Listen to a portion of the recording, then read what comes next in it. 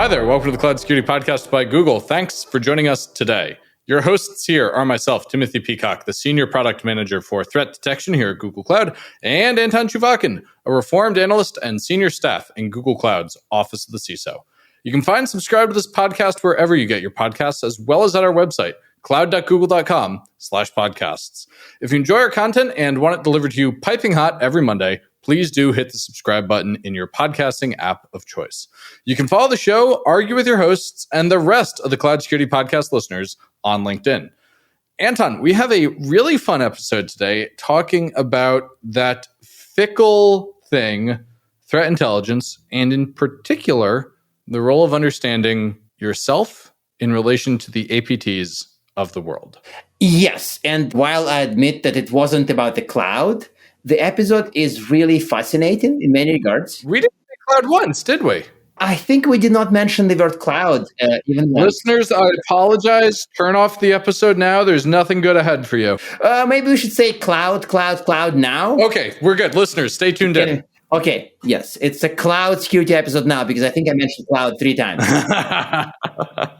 No, it is a genuinely interesting conversation with a person who's got tremendous background in this area. So perhaps without any further ado, let's welcome today's guest. Today, we're joined by John Doyle, a Principal Intelligence Enablement Consultant, which I think listeners really means he's a cool threat intel guy you can hire to help make your team better, at Mandiant, which is now part of Google Cloud. John, I want to dive in on how you're making people better at TI.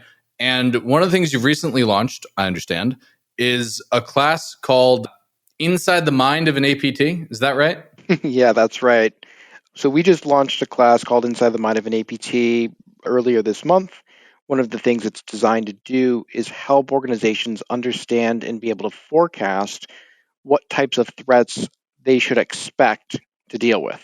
So it really kind of breaks down the critical thought process there. It's not just chasing IOCs or kind of raw indicators, but builds that foundational understanding. Okay. And that foundational understanding, why is that useful about APTs? Maybe. Sure, absolutely. Like, does it matter who's targeting you? Does it matter that it's Fancy Bear versus... Oh, no. Like, what gives? Absolutely. Yeah, it does. It does. Understanding actors, understanding motivations behind the activity is really important. So when we say APT, what we're talking about is an advanced persistent threat. Normally that's synonymous with something like a nation state or state-sponsored actor. So member of a group originating from the FSB, group originating from China's Ministry of State Security. They all have different objectives that they're trying to achieve, supporting the state in one way or another, and being able to understand kind of the mapping between groups and how they functionally align themselves and undertake operations gives you the foresight to understand, am I in the crosshair? Is my organization something that will be targeted? And if so, how can I then prioritize defenses against it? So wait a second. So does it mean that it matters to a very large company with an Intel team, or does it matter to maybe, dare I say, almost everybody? Like what is this scope of applicability for trainings like Inside the Mind of an APT? Oh, for sure. So there's a whole host of different, I think, audience segments that would benefit from this, irrespective of whatever the company size is, irrespective of whether they have a threat intel team or not. So at the executive level, they're looking at cyber risk as a function of how do I decide where to invest finite resources, both human and monetary capital. So they're trying to forecast and understand, okay, where are those avenues in which I can have a functional difference, right? We can mitigate risk in a specific way. When you get down to the more practitioner level, so security operations center level, it helps with anticipating and understanding the different tactics, techniques, and procedures that these different actor groups use. So at a very high strategic level, it is threat actor prioritization based on targeting priorities that the different groups may have, informed in part by an understanding of the various different doctrines for the countries, which feed themselves into what we call intelligence or operational requirements. And then you kind of take it one step further, and it's mapping down to the TTP, the tactics, techniques, and procedure level to help develop playbooks and things of the like to take a more proactive approach to the mitigation. So eventually minimizing time spent doing things that could be automated or semi-automated. But wait. So I've met people who, upon hearing this, would immediately go to, hey, just give me the indicators. I'm going to load them up into the rules. If I have detections, I'll call you back. And they go away. What do you tell those people? Well-meaning, admittedly, but apparently not fully understanding the value of intel. For sure. Yeah. So it's often a longer conversation with those people, but the TLDR is there's a little more to it. Certainly so on a tactical level, that is an approach. But these actor groups, these nation state actors, they're called APT for a reason. They're persistent. They're going to come after you time and time again because of what you operate in, developing intellectual property, in some cases trying to extort money, things of that nature. So having that functional understanding of the various different groups, having that background and familiarization lends itself to you not having to do work time and time again, establishing those playbooks. So that means the value is not just in kind of detecting better, but in kind of understanding why it matters. I think your answer made sense, but I don't think it would convince everybody who thinks of intelligence as mostly immediately actionable indicators. So would it be about prioritizing? Would it be about understanding what the threat actor may want there? Like, this is the part that I've seen people being puzzled about. It's like they don't not value the intel, but they basically don't quite value the intel outside of IoT, IOCs, indicators, anything you can shove into rules and trigger detections. Yeah, that's fair. So maybe if we back up and we actually unpack what we mean by threat or relevant threat in this case. In my opinion, there's three functional inputs for that. There is opportunity. So this is exposed attack surface. There's intent and there's capability. So intent and capability are things that are focused at just the adversary level. Intent is that strategic piece. So that is what this class is designed to get at, helping with the organization based on an understanding of what and why they might want to target your specific organization. From there, you can then start to map out capabilities. So that's kind of the named APT numbers that we have, Yeah. and looking at the TTPs. Opportunity is that other side of the equation, which is what's exposed. So if an actor group's using a specific CVE to exploit whatever service, do we have that patched? So functionally looking across the horizon there, you have almost a strategic lay of the land that then makes itself down to kind of operational and tactical priorities. So while feeding those IOCs into a specific rule set is helpful, that helps deal with that opportunity piece. It doesn't help with the prioritization, kind of understanding the whole everybody's out to get us to a no, this is actually scoped down to a reasonable set of actor groups that we should care about, specifically for what technologies they might be going after, which varies a little bit from how IT and most organizations tend to think about their own crown jewels. So it's really getting you into the mind of the actor itself and building that thought process to get you there. Like, that's kind of the genesis of why we were creating this class in the first place. And I guess what's interesting there is it's not just about the mind of the actor, it's also about your understanding of yourself. Because what you said in there about crown jewels and what they're trying to achieve, that depends on understanding yourself. And Anton and I were recently discussing, how does an organization go from 0 to 1 on threat detection? What I said was, well, actually, they shouldn't necessarily go from 0 to 1. They should go from 0 to whatever point is appropriate for themselves. And the first instruction is to know thyself, and then maybe to know the adversary and how they relate to that self. For sure. Yeah, that's a wonderful thing. One of the things we do in threat intelligence is a lot of introspection. So there's a lot of pontification, like, big level words, big thoughts. But part of that is understanding the inherent biases that we all bring to the table. So we do spend a little bit of time talking about that. Oh, this sounds familiar.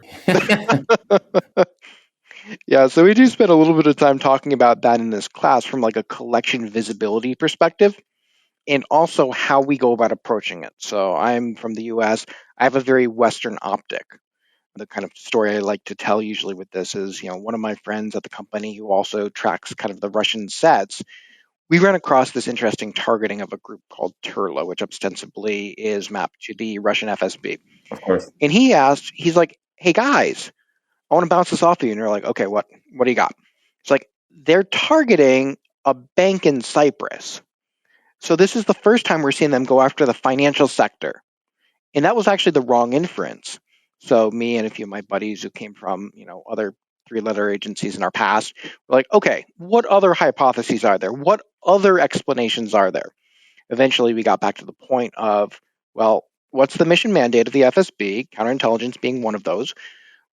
Are there any plausible reasons why this bank would fall into a counterintelligence optic? And where we landed is, well, it is important for Putin and the regime to monitor the oligarchs, and they are funneling money through these banks. So we came up with at least one plausible hypothesis beyond like, oh, they're targeting the financial sector because they want to make money now because they're hurt because of sanctions or whatever. We're like, all right, think about this though. Like, think about those plausible other explanations. So we all kind of come to this with our own inherent biases. And in this case, it was natural how we arrived at its conclusions. But once we started to unpack that a little bit and look through the lens of Russia's priorities, it illuminated a few other dimensions that we didn't consider. Same thing can be said on the defense side, though. So say more about that. Oh, for sure. They're looking at it from a high-value asset. Okay, we need system availability here. We need to make sure that this system doesn't break. This is our critical data set, this database, this other asset. That's cool. That's important. Don't get me wrong. Threat actors sometimes don't care about that. So there's a misalignment and a misappropriation as to what the defenders think and what the adversaries think. So this is actually useful. So it's almost like that's very high praise from Anton. I mean, quote, this is actually useful. It's useful if you sit in a SOC. It's useful it's useful for the sake of humanity. I get that, but it's also useful for the blue team. It's also useful if you're a CISO defending. Yeah. Yes. Yeah. But so in that sense, in your class, you also talk about like cyber doctrines and things that at first glance would not be useful to a line defender in the SOC, but from that explanation follows that actually even that can be useful. So, for example, whether these are Iranians or Russians or Koreans, North Koreans, could you go through maybe defender relevant differences from your class? Like, again, I'm trying to argue, remotely argue with people who say, I don't care, just give me the indicators. I hear that voice in my head from people sometimes I meet in the field.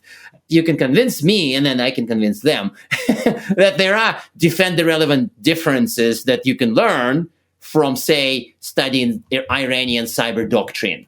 It sounds really cool, though, cyber doctrine, by the way. Sounds cooler than it should, maybe. So, John, maybe what's the difference that's relevant for your SOC 1, and then maybe what's the difference that's relevant for your SOC director? All right, that's fair. So let's take Russia and China as examples here. And we could definitely touch on DPRK and Iran. They're just a little bit different. And actually, that's a teaching point, right? They all think about this problem a little bit different, how they go about employing cyber operations to meet different objectives. DPRK is financially strapped, like sanctions and the various initiatives that the U.S. and other governments have taken have really hurt them. So they have had to, advance their ability to generate currency, illicit revenue generation for the regime to bolster their coffers. That is a lot different than looking at something like China, who has a longer-term chess approach. They've been committing cyber espionage for 20 plus years, focused primarily on intellectual property to bolster their global competitiveness for their domestic industry. Two wildly different use cases. Yes. Both still very relevant, though, to kind of our calculus here. So if we look at the China case, they literally have doctrine, like their 5-year plan, which outlines their national priorities on a 5-year time horizon. We have been able to correlate over time, there's a lot of targeting against specific verticals, industry verticals, based on what is identified there. So functionally, you see China using its cyber program as a tool of statecraft to be able to bolster its domestic competitiveness, to be able to bolster its military superiority, or at least catch up, where they don't have to invest in research and development, which usually operates on longer time horizons and is hella expensive. Two completely different use cases. Now, if we shift to Iran a little bit, Iran for a very long time, anytime there would be some sort of a global demarche or something disparaging, their de facto, let me respond, let me retaliate back, doing something under kind of escalatory measures is, let's conduct a cyber operation. Let's, deploy a wiper. Let's do a DDoS attack, something of that nature. Now, they've been shifting a little bit in the past year, but you can start to predict how an organization would play out. In the case I like to give when it relates to Iran, actually, it's a little dated at this point, but Sands Casino in Las Vegas. Mm-hmm. Oh, yes. I remember that case. Remember this one? Is this the fish tank story? There's a fish tank story? No, not the fish tank story. Not the fish tank story. There's another story, different time. Oh, what's the Sands Casino story then? Sands Casino story is Sheldon Alderson, their executive, passed recently. Oh, this guy. Yeah. He publicly made a statement, something on the order of like the U.S. should detonate a nuclear bomb on Iran. They came back, the Supreme Leader came back and was like, yeah, U.S., you should muzzle your dog. That's a paraphrase, but it's pretty close paraphrase. A month later, Sands Casino had their network wiped, $40 million of damage to reconstitute the network itself. So something that defenders don't typically view, something that more kind of like a marketing team or comms team would view, is what is publicly being said by executives. However, there's secondary implications on the cyber side in certain cases, especially when you look at nation states that act a little bit outside of what would be normal bounds. Right? So espionage is something you kind of expect, but using cyber operations as a retaliatory measure is a little bit different.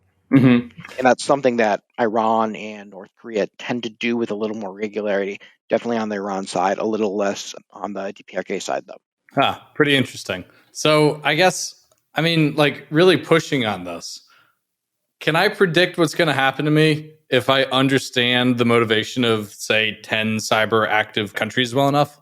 Like, do we really get that much power out of this, or is it like a nice to have? You can help prioritize where your defenses are. Yeah. So there's a focus. You see the groups, you see what they've targeted historically. You can infer from doctrine whether you might be part of that crosshair. And then you can start to identify, is there a delta? What I've identified as my high value assets versus what actually they've targeted in the past.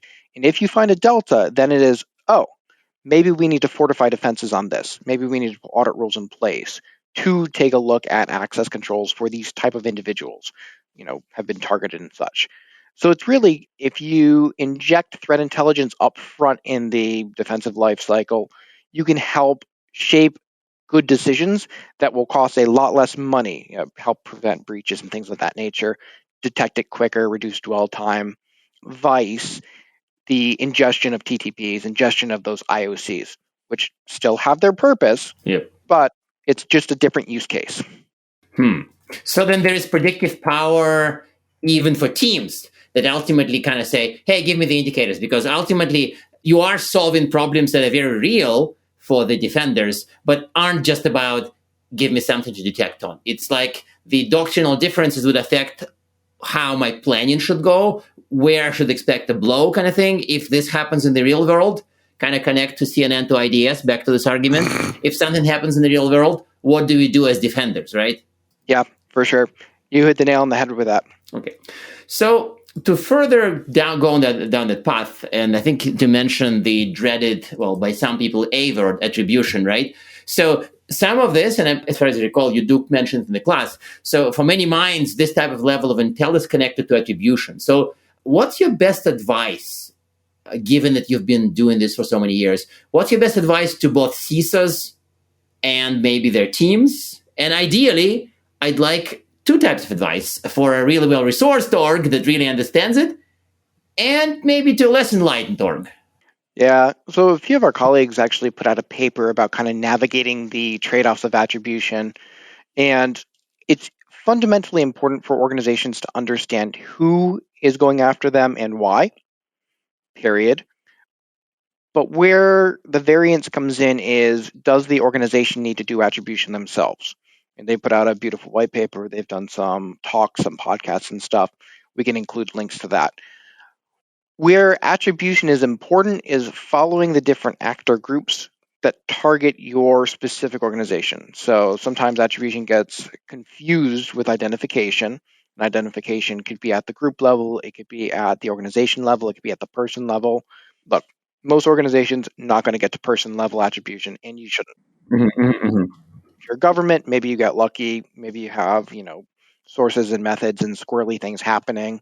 But at the organization level, it does help, because you could then take a look and say, instead of taking the left to right approach, looking at technical data and trying to work back to intent and motivation, you can then look at actor group, where it maps to, and mission mandate, and then start working right to left instead of left to right. So instead of looking at logs and technical data, working back, you can look at mission mandate and say, we don't have coverage, we don't have heat maps or playbooks created for this group.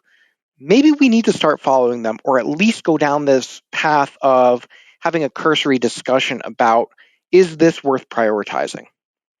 So attribution is kind of one of those fascinating discussions that we just gave kind of the 30-second snippet on there. Mm-hmm. What's the difference between attribution and identification? I was trying to resist asking that. No, I couldn't resist. But you couldn't. No, it's totally fair. Identification is a subset of attribution. Okay. Right? It's a very finite one, but for instance, cyber operation happens. We use abstractions. So we use names like APT1, which is just shorthand for saying it has multiple different characteristics that we have observed over time and correlated over time. Here they are, but that's very long, so we just smush it down. APT41, for instance. Instead of saying APT41, which we assess is MSS, front company, blah, blah, blah, right? It's helpful to know APT41, its affiliation with the Chinese element that's running it, so the intelligence service that's running it, because then you can then start to work backwards. What else do I know about the MSS and their operations? And really, this course kind of goes into all of this. So the way we've got it structured, we hit cyber risk, we talk about collection and bias and how to use intelligence. Then we go into it. We go into how operations are conducted by different nation states. We give kind of a mental model or a framework in there. And then we focus pretty heavily on kind of the big four cyber actors: Russia, China, Iran, North Korea. Starting off at that high level, like, why do they care? Those are the big four. Yeah, the big four. What about the US and Israel? Oh, yeah. So the framework can be applied to any of them. It's just a bulk of our customers are kind of interested in those. So the focus area is there. And there's enough variance between the way each operates that it paints a pretty fulsome picture. Not a perfectly full enumeration, but a representative one. I guess I've always just been kind of surprised that US activity gets so left out of the conversation. We see a lot of organizations struggle to operationalize this. What's your advice on how to operationalize TI successfully? That is a tricky question. It sure is. My job. Yeah. I don't know that I can do it justice in 2 minutes, but we're going to try. Yeah, it's really identifying what the use cases are for TI. So having that understanding up front then allows you to build out workflows where the integration points are for TI at various different audience levels. So at the risk management level, at the strategic planning, the CISO level and stuff, it's understanding who's coming after you, building out a threat profile. At the more operational level, so your incident response, or I guess SOC Tier 2, SOC Tier 1, you start looking at what playbooks are in place for the different groups based on that prioritization. So really kind of that cyber threat profile acts as your holy grail, your starting point. Then you can track over time various different adversary groups, whether it's open source reporting, whether it's commercial reporting from different vendors. And then more at the tactical level, kind of like Anton was joking about earlier, integration of the IOCs. Not looking at this over a time horizon. It's just give me everything. Let's pipe these feeds in and apply different rules based on it. Okay, so keep your use cases in. I have 30 seconds left there, so I didn't do too bad. No, it's very useful, and I think that it's useful because ultimately a lot of technical defenders don't get that. And to me, when I try to convince more technical defenders of the value of TI, I use similar arguments. So that to me makes perfect sense, is that these are the crisp 2-minute points you can make. So yeah, one of the areas that's been emerging for a few years now, but I don't think gets adequate representation, is using threat intelligence for adversary simulation or even emulation. There is a technical difference. It would take us way too long to go into that, though. But taking purple team and red team elements, understanding the actor groups based on that prioritization, who are targeting the industry or targeting the geo, and then trying to emulate it to see whether the defenses would tip. So, ramp up a little more based on these CTPs. Oh, you didn't detect it? Cool. That's a finding. That's a finding that they can action later on the blue team side. Got it. Okay, so I guess I kind of asked my traditional half of closing question just now, which was how do you operationalize this and what's your advice? I'll ask our final traditional closing question, which is what recommended reading do you have for our audience? And it can be anything, something about this, something not about this. Sure. So we have a website right now. If you're interested in the class, it's mandiant.com/inside the mind. That's one word. We'll include the link there. And that's going to give you kind of a breakdown as to what's covered in the course, pricing structure. Cool thing is it's all on demand. This is like $2,000 US per seat, and you get essentially 5 master's level courses folded into like 12 hours. So you get kind of the nuts and bolts, the meat of it really baked in a way that you wouldn't get in any type of class that exists out there in the market today. So that would be my recommendation. Go check that website out. What we do as part of the courseware itself is we've got like a 40-page document that acts as a participant guide that really holistically covers like the TLDR for each of the countries across all the different areas. Got it. All right. Well, John, thank you so much for joining us today. Really appreciated this. And it's always fun to talk about the difference between the different groups. Guys, thanks so much for the opportunity. Yeah, thank you. And now we are at time. Thank you very much for listening and, of course, for subscribing. You can find this podcast at Google Podcasts, Apple Podcasts, Spotify, or wherever else you get your podcasts.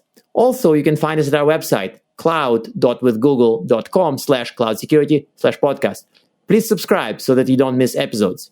You can follow us on Twitter, twitter.com/cloudsecpodcast. Your hosts are also on Twitter at Anton_Chuvakian and _Team Pico. Tweet at us, email us, argue with us, and if you like or hate what we hear, we can invite you to the next episode. See you on the next Cloud Security Podcast episode.